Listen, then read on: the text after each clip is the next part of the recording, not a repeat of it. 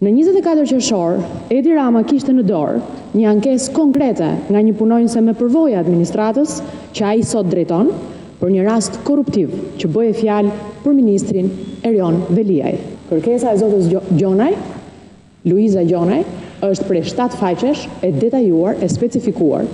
Luiza Gjonaj i drejtoi Edi Ramës, ku i thotë se ka shkelje të rënda të ligjit në lidhje me një tender fiktiv për blerjen e një malli që tashmë ekzistonte ndërkohë dhe për më tepër firma EAG, tashmë e mirënjohur për publikun si kompania e vëllait të ministrit që fiton të gjithë tenderat, ishte shpallur ndërkohë fituese. Në gusht, Edi Rama merr një tjetër letër nga zonja Gjonaj.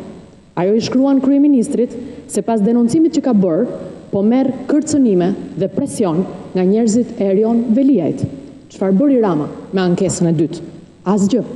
Në 24 dhjetor, nënpunësja që guxoi të denonconte korrupsionin, thjeshtësisht largohet nga puna. Kur duhen masa konkrete, Edi Rama e mbron korrupsionin dhe nxjerr në rrugë denoncuesit e tij. Ky është mesazhi i vetëm që i jep sot Rama qytetarëve. I vërteti, konkreti, me fakte. Nëse denonconi korrupsionin, do ta keni Ramën nga pas, derisa ai të hakmerret ndaj jush deri në fund.